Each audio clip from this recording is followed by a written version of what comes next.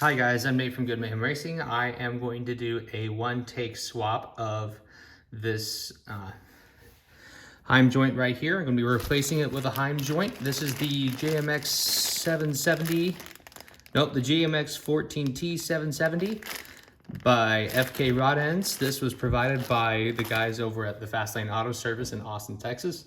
Check them out if you need some work done on your 4Runner and other SUVs. They are great guys to work with. For this, I'm going to need a 3/4 inch socket, and I'm also going to need to loosen this jam nut. Ideally, with suspension parts like this, you want to replace the metal suspension bits at ride height and at the position, the length, that the part is going to be at. So think of it this way. If you're on a lift where the weight of the tire is drooping out, it can actually change the length of this arm and provide some resistance. So if you do it at ride height, everything is going to stay the same, especially if you have the e-brake set for your rear tires. That's something that's exceptionally helpful.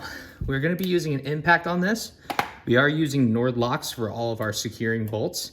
So I'm going to be loosening this on the nut side.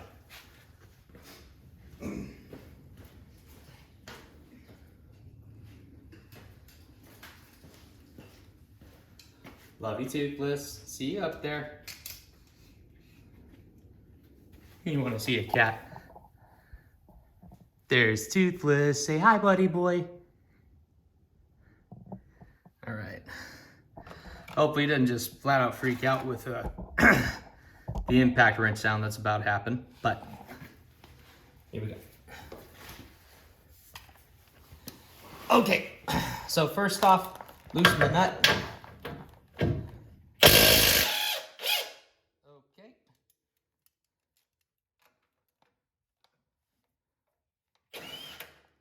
All right. Okay, rear Nord locks are off. And unscrew the bolt.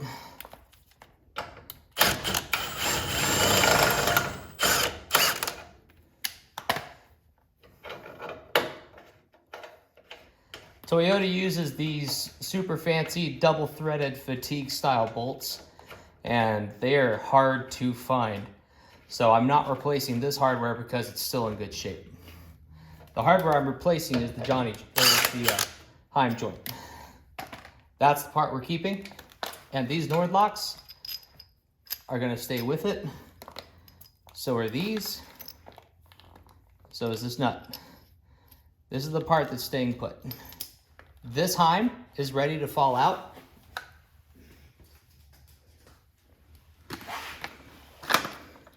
And if you see, it's still aligned. So long as we actually adjust the other Heim to fit right back in the joint, it'll be fine. Like, we don't even need to measure it. There it falls out.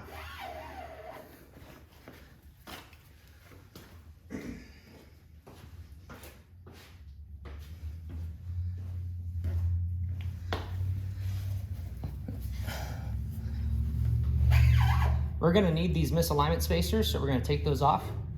By the way, this is Total Chaos's rear chrome molly arms. Just unscrew the joint.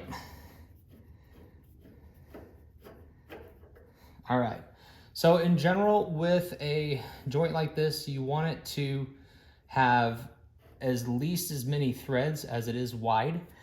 Anything less than that, and you start risking the integrity of your joint. Everyone's rule of thumb is a bit different on that.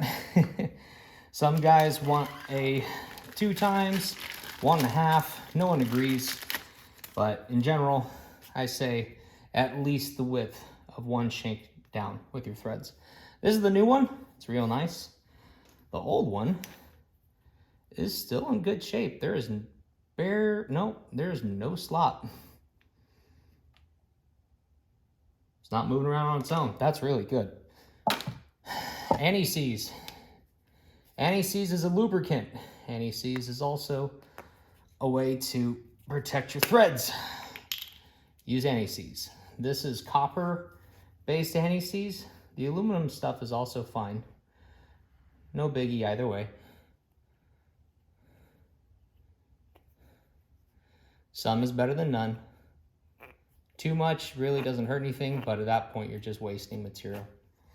Okay, to help improve the thread engagement of this, you can use a thicker nut, taller nut, if your jam nuts seem small.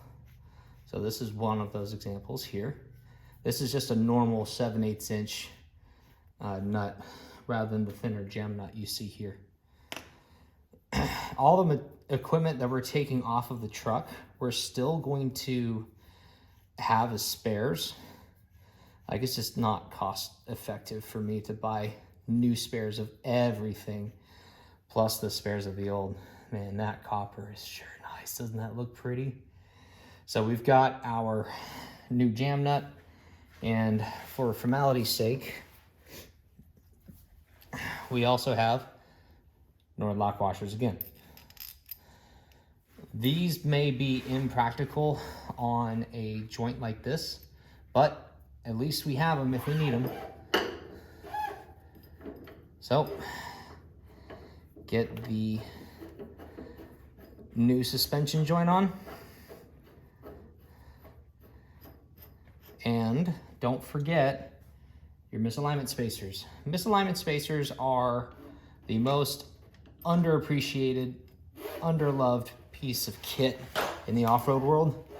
They are actually super useful to keeping Heim joints lasting longer. Like on ball joints and stuff, these straight ones don't work at all. They have specially curved and profiled ones. If my suspension had more flex in the rear, I would do the same in the back, but I don't. I mean, I have a lot of flex for a 4Runner, but I have very little flex for an off-road car.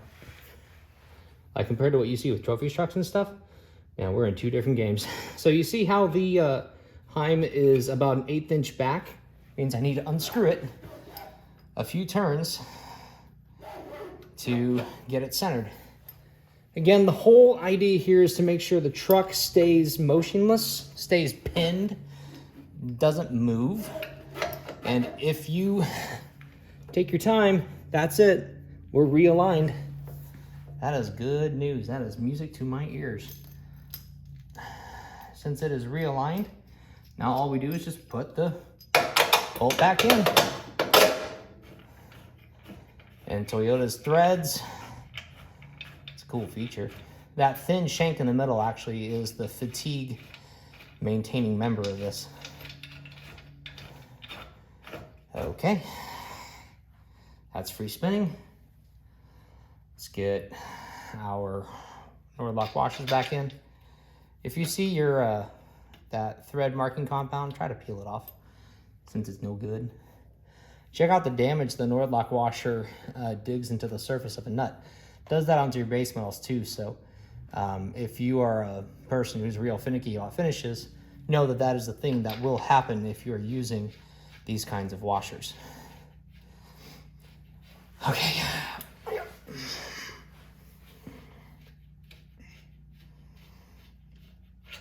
Okay, we are finger tight on this joint right here.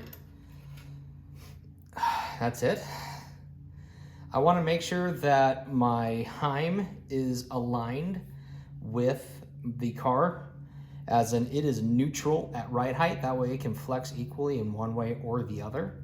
I'm gonna leave this thing loose until I'm absolutely ready to tighten it down. That lubricant is sure nice. Man, that copper anti-seize is cool. But you can see how the Nord locks would dig into the surface if it had a lot of surface area. Since it only has a little surface area, well, I mean, it can only do so much. Technically, Total Chaos's setup is fail-safe because if anything gets loose, I got anti-seize in my hair now, great.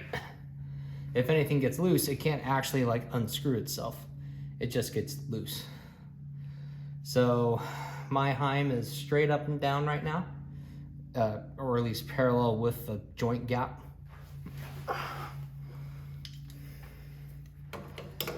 I would hold it like this and then tighten this down.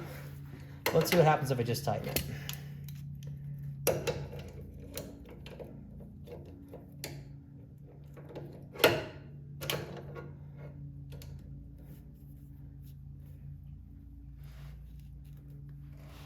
if the Heim starts moving, you might need to adjust.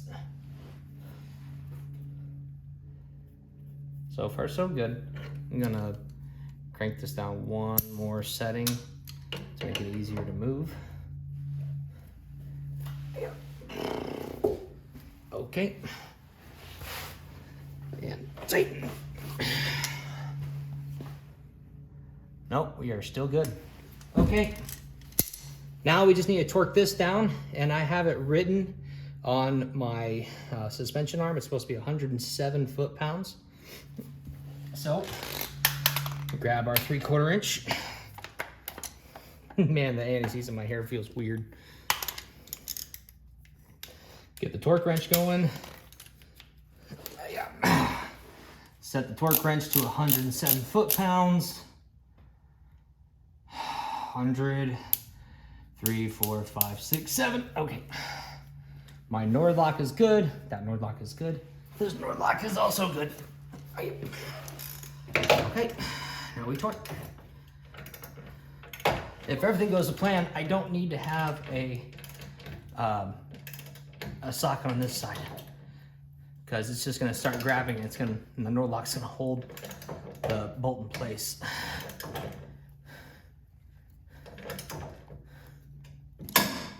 Okay, that's it, and we're done.